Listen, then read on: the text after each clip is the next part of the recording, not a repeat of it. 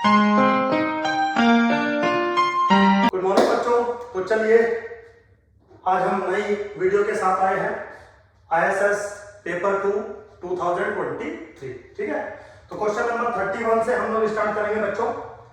Question number 30 तक मैं fully solve कर चुका हूं, आप देख सकते हैं प्रीवियस वीडियोज में। तो क्या है question? Consider the following for the next to question. Let x be a random variable with the probability mass function this one। तो एक रैंडम वेरिएबल है, डिस्क्रीट रैंडम वेरिएबल है जिसका मास फंक्शन आपको दिया गया है। तो डिस्क्रीट रैंडम वेरिएबल है जो तीन वैल्यू ले रहा है, 1 2 3।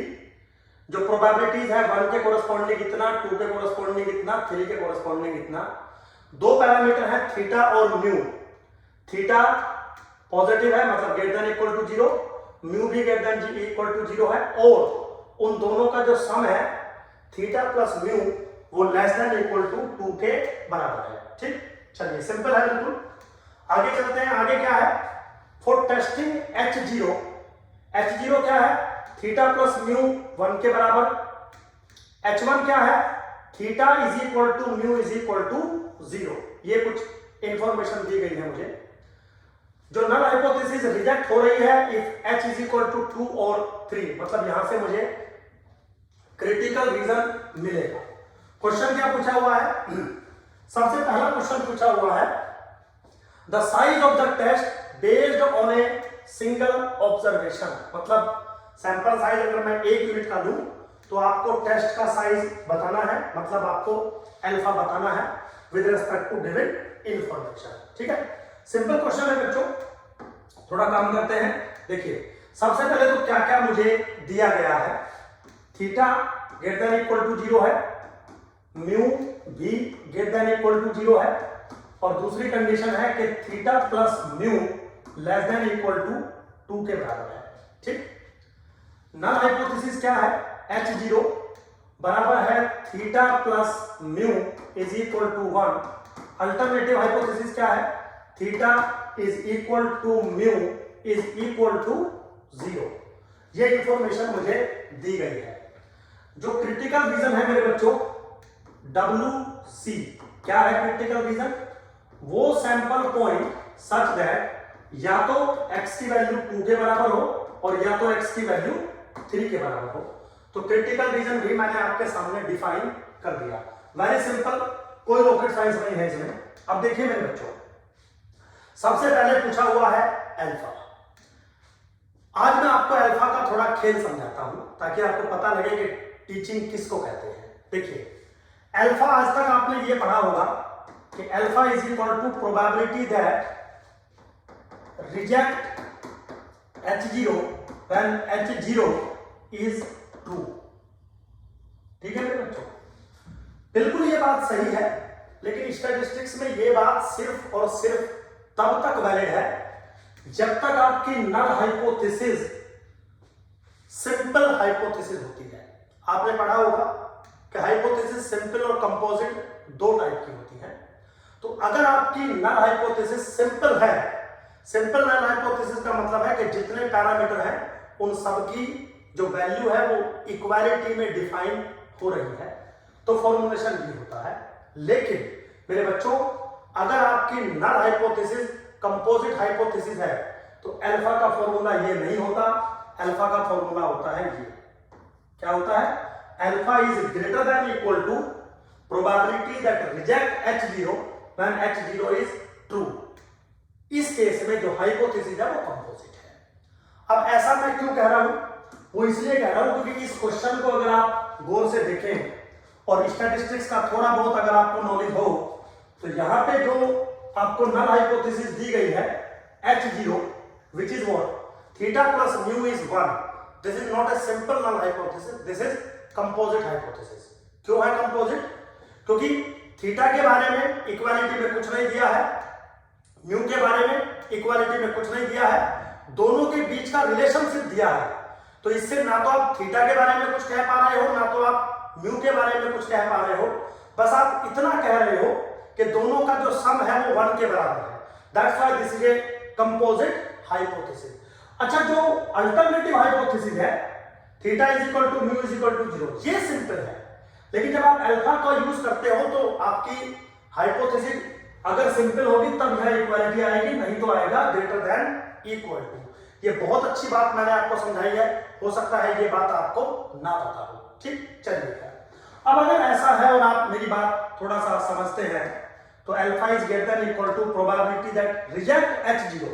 रिजेक्ट H0 का मतलब है x की वैल्यू या तो 2 या तो 3, given that H0 is true. H0 is true मतलब theta plus mu is equal to 1 के बराबर। ये आपका सिनेरियो बन के आया। अब अगर मैं इसको थोड़ा सा और आगे लेके चलूं बच्चों, तो alpha is greater than equal to probability that x is equal to 2 और 3, मतलब probability that x is equal to 2 plus probability that x is equal to 3 when theta plus mu is equal to 1। ये simply लिखने का बस एक तरीका है। चलिए खैर, अगर और फर्दर सोल्व करें तो alpha is greater than equal to probability that x is equal to 2 is what, this one आपके सामने लिखा है। ठीक है, तो किसके बराबर हो जाएगा? This is 5 plus theta minus के 2 mu divided by 15 plus probability x is equal to 3 किसके बराबर है? 7 minus 3 theta plus k mu divided by 15 when theta plus mu is equal to 1, क्योंकि ये अंडर द कंडीशन है। ठीक है बच्चों, अब इसको मैंने थोड़ा सा ऊपर से रब कर दिया, जो मुझे समझाना था वो मैंने आपको समझा दिया। अब यहाँ पे अगर आप थोड़ा सा देखें तो alpha is greater than equal to, यहाँ पे थोड़ा सा मैं कॉमन ले लेता हूँ, 15 मैंने कॉमन ले लिया, तो ये कितना पड़ा? 5 और प्लस 12 हो गया, माइनस के 2 थीटा हो गया। ठीक है, और ये हो गया माइनस के म्यू। इसको थोड़ा सा सोल्व करेंगे तो माइनस नहीं, ये हो गया हाँ माइनस के म्यू और माइनस के 2 थीटा। ठीक है, इसको मैं कैसे लिख सकता हूं? मैं लिख सकता हूं 12 माइनस के थीटा प्लस म्यू माइनस के थीटा डिवाइडेड बाय 15। ठीक है बच्चों, under the condition that theta plus mu is equal to 1। अब ये चीज अगर मैं यहां पे एप्लीकेबल करूं तो alpha is greater than equal to 12 minus के 1 माइनस के theta divided by 15 under the condition that theta plus mu is equal to 1। अब इसकी जो वैल्यू है ना म्यू प्लस थीटा, उसकी वैल्यू मैंने 1 डाल दी, तो अल्टीमेटली आपको कितना मिलेगा? Alpha is greater than equal to 11 minus theta by 50 under the condition when theta plus mu is equal to 1। ठीक है, अब एक बात बताइए आपको क्या करना है? Alpha greater than equal to रखना है इसके अंडर दिस कंडीशन। तो यहां पे म्यू पे तो कोई कंडीशन है नहीं, यहां पे क्या है? म्यू पे कंडीशन मतलब म्यू का यहां पे कोई रोल नहीं है, सिर्फ थीटा का रोल है। अब अगर आप गौर से देखें alpha is greater than equal to this one, इसका मतलब जो अल्फा है वो इसकी मैक्सिमम वैल्यू है, और इसकी वैल्यू मैक्सिमम आपको तब मिलेगी जब थीटा की आप मिनिमम वैल्यू चूज कर सकते हो। थीटा की मिनिमम वैल्यू चूज कितनी हो सकती है? थीटा की मिनिमम वैल्यू चूज हो सकती है 0 के बराबर। इसका मतलब alpha is equal to 11 minus 0 by 50। फिर से समझिए, अल्फा जो है ग्रेटर देन इक्वल टू इसके है, इसका मतलब अल्फा जो है वो इसकी मैक्सिमम वैल्यू है। ठीक, इसकी मैक्सिमम वैल्यू आपको कब मिलेगी? जब आप मुझे थीटा की मिनिमम वैल्यू देंगे, और थीटा की मिनिमम पॉसिबल वैल्यू किसके बराबर है? 0 के बराबर। और जब आप थीटा की वैल्यू 0 डालोगे तो बाय रूल अगर आप थीटा 0 डालोगे तो म्यू की वैल्यू ऑटोमेटिकली 1 हो जाएगी। बट म्यू की वैल्यू से मुझे कोई फर्क नहीं पड़ना, क्योंकि म्यू का मेरे पास कोई इन्वॉल्व नहीं है। तो इसकी जो मैक्सिमम वैल्यू मिलेगी वो तब मिलेगी जब थीटा 0, रीजन मैंने आपको दे दिया। तो alpha is greater than equal to this one, मतलब इसकी मैक्सिमम वैल्यू अल्फा के बराबर होनी थी। तो अल्फा किसके बराबर हो गया मेरे बच्चों? Alpha is equal to 11 by 50। That's it. अब देखो 11 बाई 15 कहीं आपको मिल रहा है क्या? B option is the correct option. तो आपको किस चीज का ध्यान रखना था कि under the composite null hypothesis alpha is equal to probability of reject नहीं होता, alpha is greater than equal to probability of reject होता है। तो इसका मतलब प्रोबेबिलिटी ऑफ रिजेक्ट जो आप निकाल रहे हैं इसकी मैक्सिमम वैल्यू आपको निकालनी है, वो थीटा के बराबर होगी। ठीक है, ये क्वेश्चन था 31। अब अगला जो क्वेश्चन है उसमें भी इसी की इंफॉर्मेशन का यूज किया गया है। एक बार क्वेश्चन देख लेते हैं। क्या कह रहा है? The test is biased with power 3/5, biased with power 2/5, biased with power 4/5 या अनबायस्ड विद पावर 13/15। तो एक्चुअली में पावर पूछी हुई है ना। तो पावर की अगर हम बात करें, यहां पर पावर का फॉर्मूला क्या होता है? Power of the test P किसके बराबर होता है? Probability that reject H0 when H1 is true। मेरे हिसाब से बच्चों ये चीज आपको पता होगी कि आप जो पावर ऑफ द टेस्ट निकालते हैं उसका फॉर्मुलेशन क्या होता है? 1 minus beta which is probability reject H0 when H1 is true। तो according to the previous discussion, अभी हमने यहां पे बहुत कुछ आपके साथ डिस्कस किया था। प्रोबेबिलिटी दैट, इसको मैं पावर लिख लेता हूं। रिजेक्ट कब था? X0, जब X विल टेक वैल्यू 2 और 3, बट इस बार given that H1 is true, theta is equal to mu is equal to 0, ये था।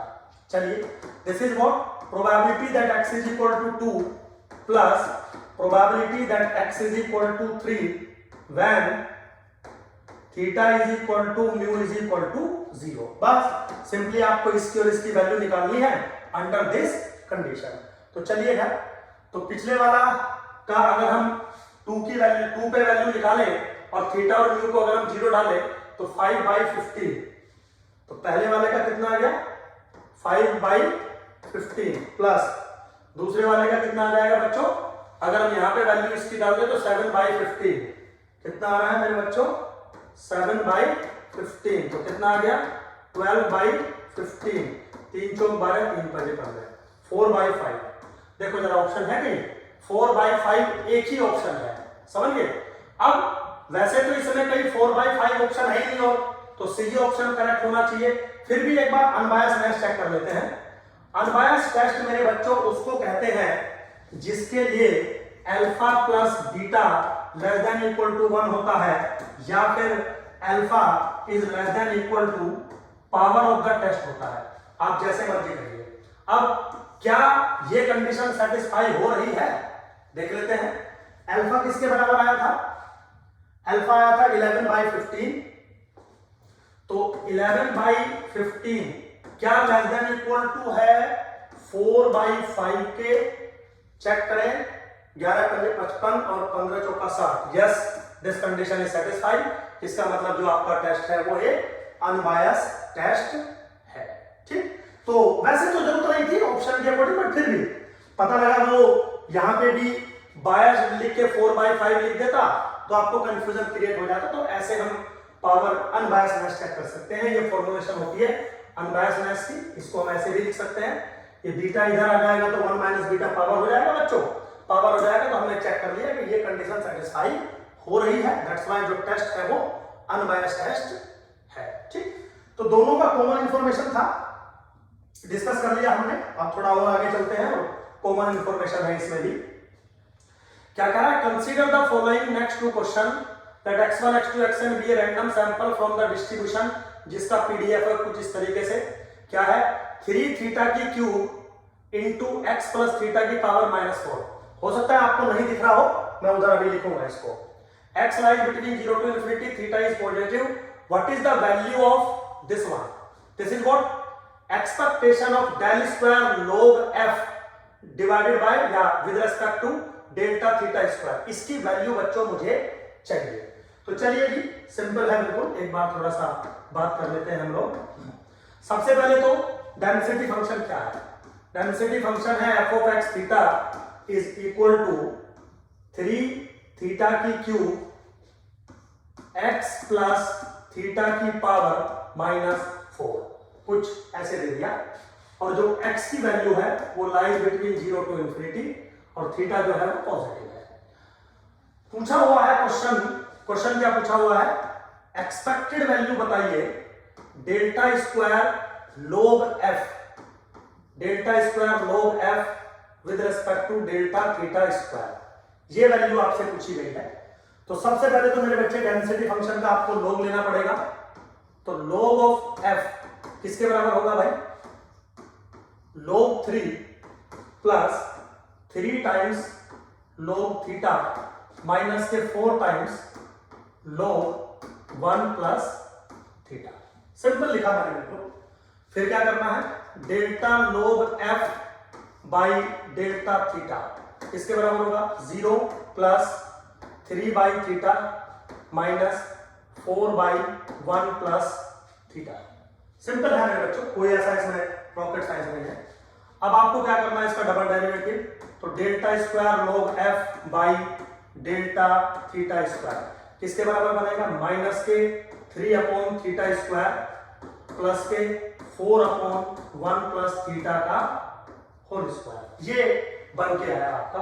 अब क्या करना है क्वेश्चन में, आपको कुछ नहीं करना, इसका एक शायद हमसे कुछ गलती हुई है कहीं, this is x plus theta, this is not 1 plus theta ना, ठीक है, ये हमसे गलती हुई है। चलो अगर कोई इशू नहीं है, इसको हम यहीं पे ठीक कर लेते हैं, x अपॉन थीटा, और इसको हम यहाँ पे x अपॉन थीटा, ठीक है बेटा, कोई ऐसा इशू नहीं है। अब हमें क्या करना है, इसकी एक्सपेक्टेड वैल्यू कैलकुलेट करनी है, इस चीज की एक्सपेक्टेड वैल्यू कैलकुलेट करनी है जो हमसे पूछा गया है। चलिए है,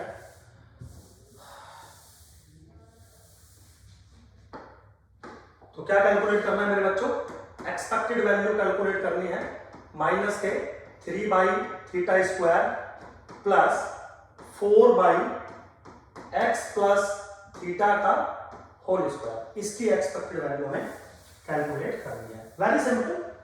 now this is equal to minus के 3 बाई थीटा स्क्वायर, ये कॉमन आ गया, प्लस के 4 बाहर आ गया, expected value of x plus theta to the power minus 2 मैंने लिखा, सिंपल लिखा पहले।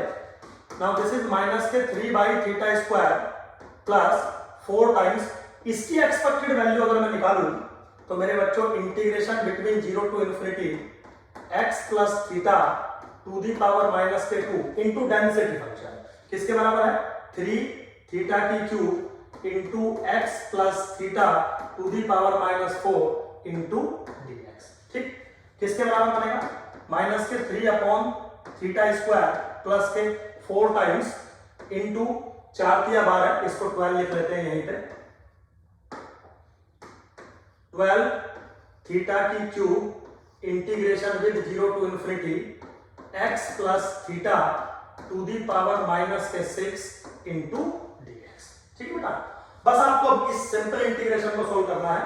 मैं हिंट दे देता हूं, x प्लस थीटा को आप y मानिएगा तो dx इज इक्वल टू हो जाएगा dy, और रेंज पे थोड़ा फर्क पड़ जाएगा, तो इंटीग्रेशन क्या बनेगा, माइनस के 3 upon theta square plus 12 theta की क्यूब इंटीग्रेशन, अगर x की वैल्यू 0 है तो y की वैल्यू क्या बनेगी, थीटा, तो y goes from theta to infinity, और ये बनेगा y to the power minus के 6 dy, ठीक है बेटा, बिल्कुल सिंपल है। अब आप जैसे इसको सोल्व करेंगे क्या सॉल्यूशन आ जाएगा, माइनस के 3 बाई थीटा स्क्वायर, चलिए जी, प्लस 12 थीटा की क्यूब, और ये क्या हो जाएगा मेरे बच्चों, ये हो जाएगा y to the power minus के 5 डिवाइडेड बाय माइनस के 5 and theta to infinity. Integration को जैसे ही आप इसको सोल्व करोगे मेरे बच्चों, सॉल्यूशन बिल्कुल एकदम आपको सिंपल वर्क में, मतलब इतना कोई जो है इसमें रॉकेट साइंस नहीं है सॉल्यूशन के अंदर। सोल्व करोगे तो ये आ जाएगा माइनस के 3 बाई 5 थीटा स्क्वायर, ठीक है, ये मतलब इसको सिंपलीफाई आप जब सोल्व करोगे तो ऑप्शन एक बार चेक करें, कोई है क्या, माइनस के 3 by 5 theta square, I think so A option is correct option. Check कर सकते हो आप, कोई इतना इशू नहीं है मेरे हिसाब से, तो टेक्निकली कोई ऐसी गलती नहीं हुई है, ठीक है, सिंपल है, बिल्कुल आ जाएगा। तो ये यहां तक डन हो गया कि expected value of this one A option है करेक्ट, मतलब ये आप सॉल्व कर लेंगे। चलिए अगला क्वेश्चन है इसमें, क्योंकि रिलेटेड थे दोनों question. The Cramer law bound for unbiased estimator of this one, मतलब थीटा की क्यूब के जो अनबायस्ड एस्टिमेटर है उसका क्रैमर लॉ का आपको लोअर बाउंड बताना है। तो आपको पता है लोअर बाउंड के बारे में जानकारी है, variance of T is greater than equal to minus के गामा डैश थीटा का whole square divided by n times expectation of delta square log f by delta theta square. ठीक है, इस वाले फॉर्मूले का मैंने क्यों इस्तेमाल किया, क्योंकि ये चीज हम ऑलरेडी कैलकुलेट कर चुके हैं आपके साथ, है ना, ये चीज हम ऑलरेडी कैलकुलेट कर चुके हैं। ये वैल्यू इसी के बराबर आई थी शायद, अभी आपको मैंने कहीं ना कहीं बताया भी होगा। ठीक है, तो सिंपल है मेरे बच्चों। अब यहाँ पे आप अगर देखें जो गामा थीटा था, जो गामा थीटा था वो है यहाँ पे हमारे पास थीटा की क्यूब। ठीक है, तो फॉर्मूला अगर मैं लगाऊं कि भैया जो वेरिएंस ऑफ टी सीआर का जो लोअर बाउंड बनेगा this is greater than equal to, उसका डेरिवेटिव करेंगे तो माइनस सिंबल बाहर आ गया और ये आ गया 3 थीटा स्क्वायर का whole square divided by n times, चलिए n लिख दिया, और ये एक्सपेक्टेड वैल्यू अभी आपने एक सेकंड पहले शायद मुझे बताई थी, माइनस के 3/5 थीटा स्क्वायर। तो क्या लिखूंगा, माइनस के 3/5 थीटा स्क्वायर। चलिए सोल्व करिए, माइनस के 9 theta two the power 4 upon minus के 3n और ऊपर चला जाएगा 5 थीटा स्क्वायर। माइनस से माइनस 3 से 3 कट गया, 15 थीटा टू द पावर 6/9 कितना है, 15 theta two the power 6/9। Option देखो, पहला नहीं है, दूसरा नहीं है, तीसरा नहीं है, फोर्थ नहीं है। मेरे बच्चों चारों में से कोई ऑप्शन नहीं है, सॉरी फॉर दैट। तो हो सकता है कोई मिस्टेक रही हो, मतलब यूपीएससी से ऐसा घबराने की जरूरत नहीं है, और ना ये ब्लेम करना कि यूपीएससी बेवकूफ है, पागल है, ऐसा नहीं हो जाता है, ह्यूमन एरर है। बट अब मैं कोई ऑप्शन टिक नहीं कर सकता हूं। Now this is the option, ये जो भी क्वेश्चन पूछा गया था, क्रैमर लॉ लोअर बाउंड पूछा गया था और the unbiased estimator of this one will be this one, देख लीजिएगा। तो कहीं ना कहीं मिस्टेक रही होगी, दैट्स व्हाई ये मैच नहीं कर रहा है। और अगर किसी आदमी ने मैच करा दिया तो इसका मतलब वो आपका चूतिया बना रहा है, तो वो मैच नहीं करेगा। देखिए बच्चों, ऐसा नहीं हो सकता ना कि कोई क्वेश्चन आया, यूपीएससी ने कोई आंसर दिया और मैं कुछ भी करके आंसर भिड़ा दूं, ये अच्छा नहीं होता। अगर नहीं मैं मैच कर रहा है तो ठीक है भैया, नहीं मैच कर रहा है, चलिए खैर। तो मेरे हिसाब से बच्चों शायद आपको समझ में आया होगा। कोई डाउट हो, कंफ्यूजन हो तो आप मुझे लिख सकते हैं, आपके पास मेरे नंबर्स होते हैं, मैं डालता रहता हूं। चलिए मिलते हैं नेक्स्ट वीडियो में, थैंक यू वेरी मच।